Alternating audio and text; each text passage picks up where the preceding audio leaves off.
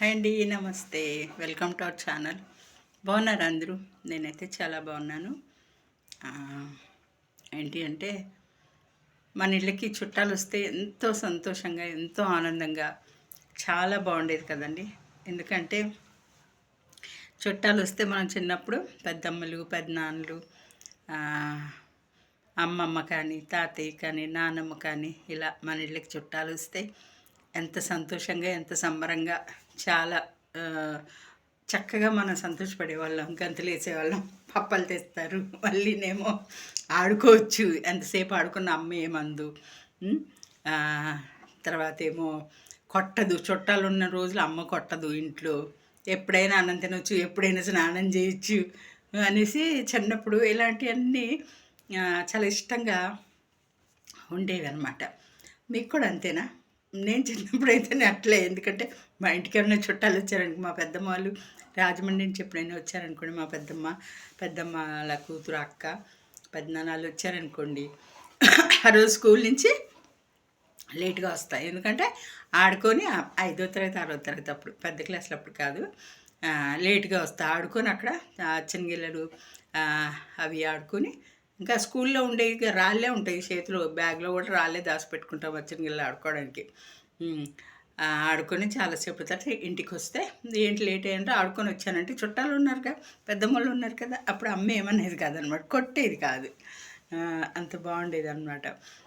తర్వాత పప్పలు తెచ్చేవాళ్ళు, చాలా చక్కగా సంతోషంగా ఉండేది. చుట్టాలు వస్తున్నారు ఇంటికి, పెద్దమ్మలు వస్తున్నారని ఉత్తరం వస్తే చాలు, ఎప్పుడు వస్తారని ఎదురు చూసుకుంటూ ఉండేవాళ్ళం అనమాట. ఆ రోజుల్లో అంత సంతోషంగా ఉండేదండి మేము చిన్నప్పుడు. చుట్టాలు వస్తున్నారంటే, ఈ రోజుల్లో చుట్టాలు వస్తున్నారంటే భయపడుతున్నారు అందరూ. ఎందుకంటే ఖర్చులు పెరిగిపోయాయి.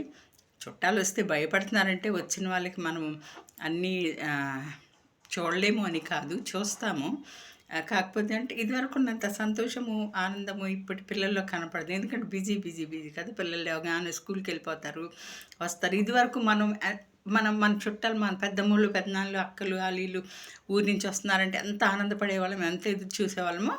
ఇప్పుడు అంత బాండింగ్ ఉండట్లేదు చుట్టాలు పిల్లలకి, చుట్టాలు మన పిల్లలకి, మన బంధువులకి. ఎందుకంటే వీళ్ళు బిజీ కదా, పొద్దున్న లేచిన కాడ నుంచి గబగబా రెడీ అయిపోయి స్కూల్కి వెళ్ళడం, మళ్ళీ సాయంత్రం రావడం, మళ్ళీ ట్యూషన్కి వెళ్ళడం, మళ్ళీ రావడం, మళ్ళీ ఏదో కొద్దిగా తినేసి పడుకోవడం.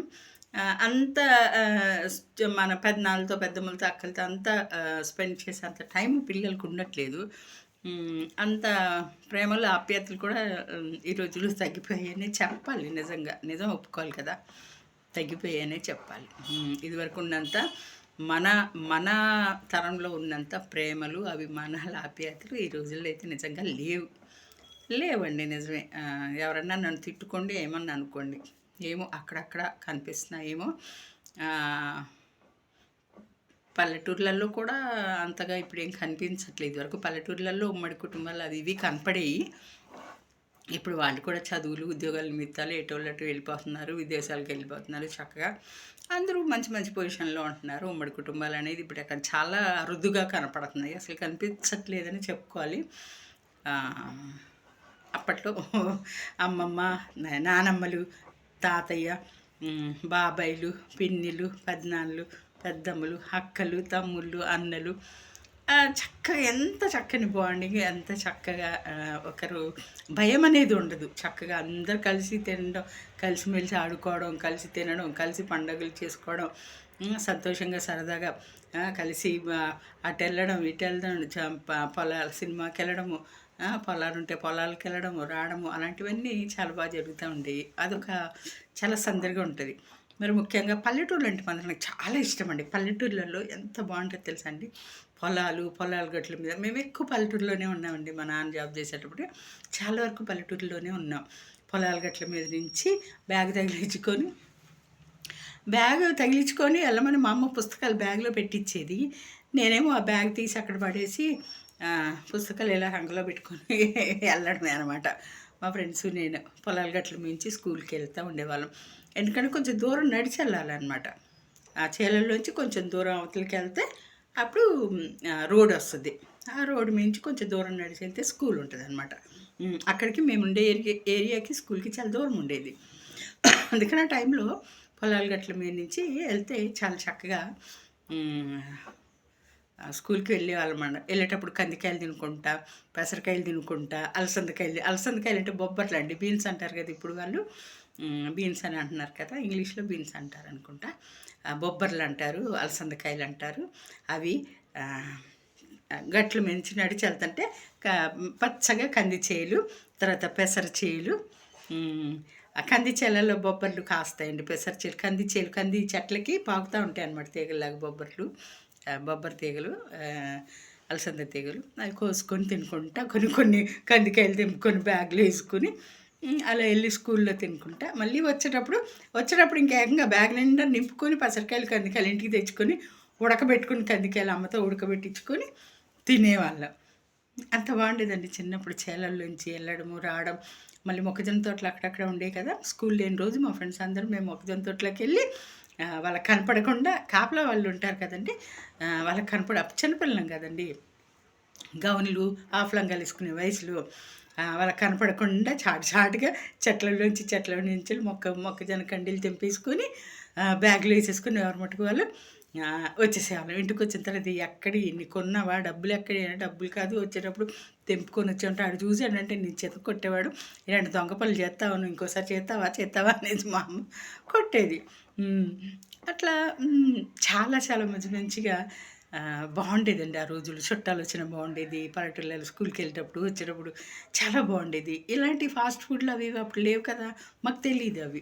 ఏమైనా ఇంట్లో అమ్మ ఉప్మా చేసినా, చపాతీ చేసినా, ఇడ్లీ చేసినా అది తినడమును, బాక్స్లో ఏదో కూర చేస్తుంది. ఏ కూర లేకపోతే మామిడికాయ పచ్చడి, ఎప్పుడు పచ్చళ్ళు ఇంట్లో ఉంటాయి కదండి. ఇదివరకు అమ్మోళ్ళు ఎప్పుడు పచ్చళ్ళు పెడతా ఉండేవాళ్ళు, ప్రతి ఇళ్ళల్లో పచ్చళ్ళు ఉంటాయి. మామిడికాయ పచ్చడని, నిమ్మకాయ పచ్చడని, టమాటా, అలాంటి పచ్చళ్ళు, పండుమిరపకాయ, అవి ఎప్పుడు మా ఇంట్లో ఉండి పచ్చడి వేసేసి బాక్స్ పెట్టేసేది. కానీ పచ్చడి వేసుకొని బాక్స్ పెట్టి తీసుకెళ్ళినా కానీ ఇంట్లో అయితే పచ్చడితో తినలేము. స్కూల్లో మాత్రం పచ్చడే అమృతంలాగా ఉంటుంది. ఎందుకంటే నలుగురి మధ్య అందరూ కలిసి కూర్చొని తింటాం కదా, ఎంత బాగుంటుందో, అమృతంలా ఉంటుంది ఆ పచ్చడి. అదే అందరికీ, ఫ్రెండ్స్ అందరికీ కొంచెం వేసుకొని వాళ్ళ కూరలు మేము వేసుకొని అలా ఒకరికొకరు షేర్ చేసుకొని కూరలు తినేవాళ్ళం అండి. అబ్బాబోయ్ అంత ఆనందం అండి, ఎంత సంతోషం అండి ఆ రోజులు.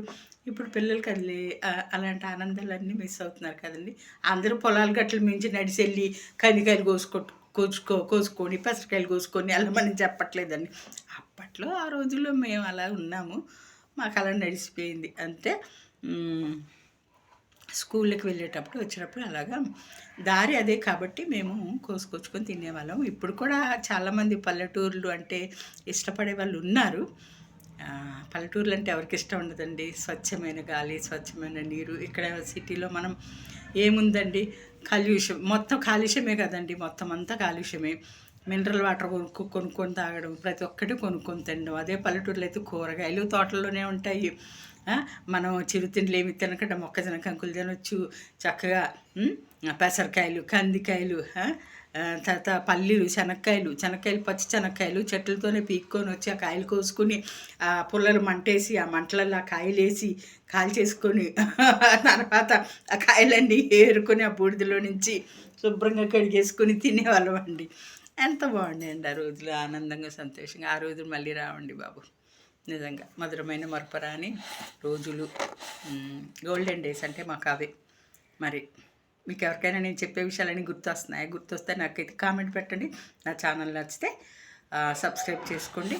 మళ్ళీ ఇంకా కొన్ని విశేషాలతోటి మళ్ళీ ఇంకో వీడియోలో కలుసుకుందామండి. Thank you. నమస్తే.